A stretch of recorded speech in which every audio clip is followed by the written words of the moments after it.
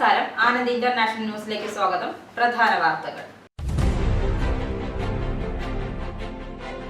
ദുരിതമൊഴിയാതെ American സംസ്ഥാനങ്ങൾ. ടെക്സസിലെ Kerr കൗണ്ടിയിലെ വെള്ളപ്പൊക്കത്തിൽ 15 കുട്ടികൾ ഉൾപ്പെടെ 43 പേരും അടുത്തുള്ള കൗണ്ടികളിൽ 8 പേരും മരിച്ചതായി സ്ഥിരീകരിച്ചു. നദീതീര വേനൽക്കാല ക്യാമ്പിൽ വെള്ളപ്പൊക്കത്തിൽ കാണാതായ 27 പെൺകുട്ടികൾക്കായി രക്ഷാപ്രവർത്തകർ തെരച്ചിൽ തുടരുന്നു. ഡൊണാൾഡ് ട്രംപിനെ എതിർക്കാനായി അമേരിക്കൻ പാർട്ടി എന്ന പുതിയ ഒരു രാഷ്ട്രീയ പാർട്ടി രൂപീകരിക്കുമെന്ന് പ്രഖ്യാപിച്ച് ശതകോടീശ്വരൻ എലോൺ മസ്ക്. മാതാപിതാക്കൾക്ക് ഉപദേശവും പിന്തുണയും നൽകുന്നതിനായി ഇംഗ്ലണ്ടിലുടനീളം 1000 വൺ സ്റ്റോപ്പ് ഷോപ്പ് ഫാമിലി ഹബ്ബുകൾ ആരംഭിക്കുന്നു. ജോലിക്കാരായ രക്ഷിതാക്കൾക്ക് കുട്ടികളുടെ സംരക്ഷണം മെച്ചപ്പെടുത്തുന്ന സർക്കാർ പദ്ധതിയുടെ ഭാഗമായി ഇംഗ്ലണ്ടിൽ സെപ്റ്റംബറിൽ 200 സ്കൂൾ അധിഷ്ഠിത നഴ്സറികൾ തുറക്കും. ബ്രസീലിൽ നടക്കുന്ന ബ്രിക്സ് ഉച്ചകോടിയിൽ പതിവിൽ നിന്നും വ്യത്യസ്തമായി റഷ്യയുടെ വ്ളാഡിമിർ പുടിനും ചൈനയുടെ ഷീ ജിൻപിങ്ങും പങ്കെടുക്കില്ല. ഇസ്രയേലുമായുള്ള 12 ദിവസത്തെ യുദ്ധത്തിനു ശേഷം ആദ്യമായി പൊതുരംഗത്ത് പ്രത്യക്ഷപ്പെട്ട ഇറാന്റെ പരമോന്നത നേതാവ് ആയത്തുള്ള അലി ഖമേനി. ഒമാൻ ഇംഗ്ലണ്ട് ബന്ധം ശക്തമാക്കാൻ ഇംഗ്ലണ്ടിൽ സ്വകാര്യ സന്ദർശനത്തിനെത്തിയ ഒമാൻ ഭരണാധികാരി സുൽത്താൻ ഹൈതം ബിൻ താരിഫ് രാജാവ് ചാൾസ് മൂന്നാമനുമായി കൂടിക്കാഴ്ച നടത്തി. കേരളത്തിൽ നിപ മരണം റിപ്പോർട്ട് ചെയ്ത സാഹചര്യത്തിൽ കേന്ദ്ര സംഘം എത്തുന്നു. വരവ് മുൻകരുതൽ നടപടിയുടെ ഭാഗമായി. വാർത്തകൾ വിശദമായി. US സംസ്ഥാനമായ ടെക്സസിലെ കെർ കൗണ്ടിയിലെ ഒരു നദീതീര വേനൽക്കാല ക്യാമ്പിൽ നിന്നും വെള്ളപ്പൊക്കത്തിൽ കാണാതായ 27 പെൺകുട്ടികൾക്കായി രക്ഷാപ്രവർത്തകർ തിരച്ചിൽ തുടരുന്നു. വെള്ളപ്പൊക്കത്തിൽ 15 കുട്ടികൾ ഉൾപ്പെടെ 43 പേർ മരിച്ചതായും അടുത്തുള്ള കൗണ്ടികളിൽ കുറഞ്ഞത് 8 പേർ മരിച്ചതായും സ്ഥിരീകരിച്ചു. രക്ഷപ്പെട്ടവരെ കണ്ടെത്താനുള്ള സാധ്യത കുറഞ്ഞുവെന്ന് Texas division of emergency management മേധാവി നിം കിഡ് സമ്മതിച്ചിരുന്നു. എന്നാൽ കാണാതായ ഓരോ വ്യക്തിയും ഇപ്പോഴും ജീവിച്ചിരിപ്പുണ്ടെന്ന് അനുമാനിക്കാൻ നിർദ്ദേശിച്ചതായി ടെക്സസ് ഗവർണർ ഗ്രെഗർ ആബട്ട് പറഞ്ഞു. ഏകദേശം 750 പെൺകുട്ടികൾ നദിക്കരയിൽ ക്യാമ്പ് ചെയ്തിരുന്നു. ഗോഡാലപ്പു നദിക്കരയിലുള്ള ഒരു ക്രിസ്ത്യൻ വേനൽക്കാല ക്യാമ്പായ മിസ്റ്റിൽ നിന്നുള്ള 27 പെൺകുട്ടികളെ വെള്ളപ്പൊക്കത്തെ തുടർന്ന് കാണാതായി കെർബിൽ സിറ്റി മാനേജർ ഡാൽട്ടൺ റൈസ് പറഞ്ഞു. വെള്ളിയാഴ്ച പുലർച്ചെ 45 മിനിറ്റിനുള്ളിൽ പെയ്ത പേമാരിയിൽ വീടുകളും വാഹനങ്ങളും ഒഴുകിപ്പോയി. US പ്രസിഡന്റ് ഡൊണാൾഡ് ട്രംപിനെ എതിർക്കാനായി അമേരിക്കൻ പാർട്ടി എന്നൊരു പുതിയ രാഷ്ട്രീയ പാർട്ടി രൂപീകരിക്കുമെന്ന് മസ്ക് പ്രഖ്യാപിച്ചതോടെ ശതകോടീശ്വരൻ എലോൺ മസ്കും ട്രംപും തമ്മിലുള്ള ഭിന്നത പുതിയൊരു തലത്തിലെത്തി. അമേരിക്കയുടെ സ്വാതന്ത്ര്യം നിങ്ങൾക്ക് തിരികെ നൽകുന്നതിനാണ് അമേരിക്ക പാർട്ടി രൂപീകരിക്കുന്നത് എന്ന് മസ്ക് എക്സിൽ എഴുതി. നമ്മൾ ജീവിക്കുന്നത് ജനാധിപത്യത്തിലല്ല, ഏകകക്ഷി സംവിധാനത്തിലാണ്. മാലിന്യവും അഴിമതിയും കൊണ്ട് നമ്മുടെ രാജ്യത്തെ പാപ്പരാക്കുകയാണ് ട്രംപ് എന്നും മസ്ക് കുറ്റപ്പെടുത്തി. അമേരിക്ക പാർട്ടിക്ക് കുറച്ച് നിർണായക കോൺഗ്രസ് സീറ്റുകൾ ശ്രദ്ധ കേന്ദ്രീകരിക്കാം എന്നതാണ് എലോൺ മസ്കിന്റെ ലക്ഷ്യം. US കോൺഗ്രസിലെ നേരിയ വ്യത്യാസങ്ങൾക്കിടയിലും പ്രധാന വിഷയങ്ങളിൽ നിർണായക കക്ഷിയാകാൻ മസ്ക് ശ്രമിക്കും. മാതാപിതാക്കൾക്ക് ഉപദേശവും പിന്തുണയും നൽകുന്നതിനാൽ ഇംഗ്ലണ്ടിൽ ഉടനീളം വൺ സ്റ്റോപ്പ് ഫാമിലി ഹബ്ബുകൾ ആരംഭിക്കുമെന്ന് സർക്കാർ പ്രഖ്യാപിച്ചു. മുലയൂട്ടൽ, ഭവന നിർമ്മാണം തുടങ്ങിയ വിഷയങ്ങളിൽ സഹായം നൽകുന്നതിനൊപ്പം കുട്ടികളുടെ ആദ്യകാല വികസനത്തിനും ഭാഷയ്ക്കും പിന്തുണ നൽകുമെന്നും വിദ്യാഭ്യാസ സെക്രട്ടറി ബ്രിഡ്ജറ്റ് ഫിലിപ്സൺ പറഞ്ഞു. 500 മില്യൺ പൗണ്ട് പദ്ധതി പ്രകാരം 2026 ഏപ്രിൽ മുതൽ 1000 കേന്ദ്രങ്ങൾ തുറക്കും.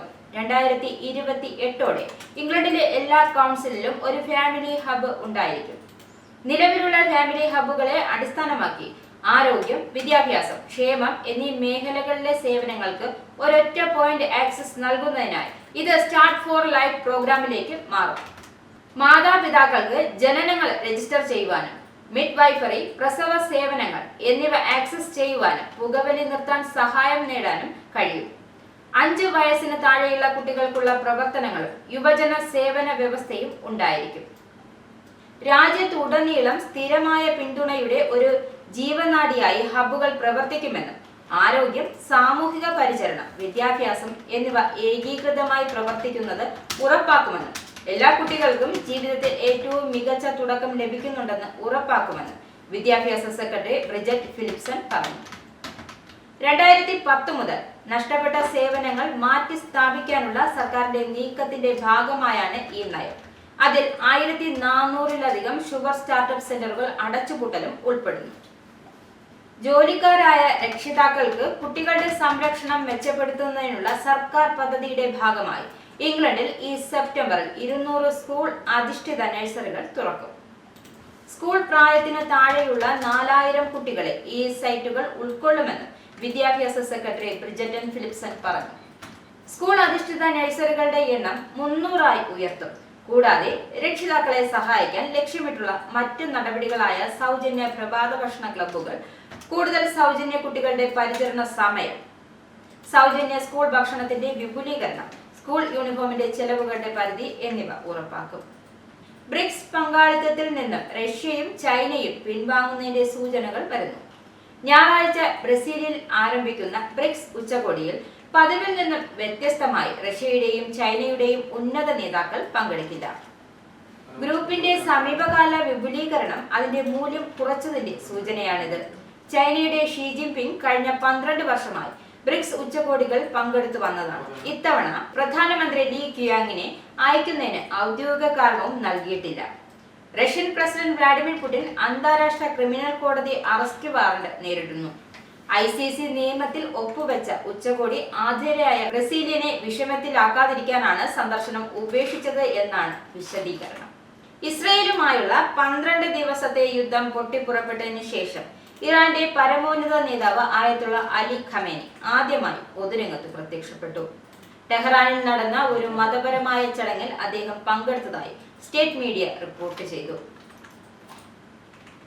ഇമാം ഹുസൈന്റെ രക്തസാക്ഷിത്വ വാർഷികം ആഘോഷിക്കുന്നതിനിടെ ശനിയാഴ്ച ഇമാം ഖമേനി പള്ളിയിൽ കറുത്ത വസ്ത്രം ധരിച്ച് ജനങ്ങളെ അഭിവാദ്യം ചെയ്യുന്നതും വേദിയിൽ ഇരിക്കുന്നതും സ്റ്റേറ്റ് ടെലിവിഷൻ സംപ്രേഷണം ചെയ്ത വീഡിയോയിൽ കാണിച്ചു. കൊളംബിയൻ സെനറ്ററും പ്രസിഡന്റ് സ്ഥാനാർത്ഥിയുമായ മിഗുവൽ ഉറിബെയെ വെടിവെച്ച് കൊന്ന പ്രതിയെ 1 മാസത്തിനു ശേഷം പോലീസ് കസ്റ്റഡിയിലെടുത്തു. പ്രതിയായ മൂപ്പൺ ജോസ് അർട്ടിയാഗ ഹെർണാണ്ടസിനെ തലസ്ഥാനമായ ബൊഗോട്ടയുടെ വടക്കു പടിഞ്ഞാറൻ ഭാഗത്ത് ശനിയാഴ്ച അറസ്റ്റ് ചെയ്തതായി ദേശീയ police director major general Carlos Fernando Riyana മാധ്യമപ്രവർത്തകരോട് പറഞ്ഞു. കുറ്റകൃത്യത്തിന്റെ ലോജിസ്റ്റിക്സിലും നിർവഹണത്തിലും പങ്കെടുത്തതിന് മറ്റു 3 പേരെയും അറസ്റ്റ് ചെയ്തിട്ടുണ്ട്.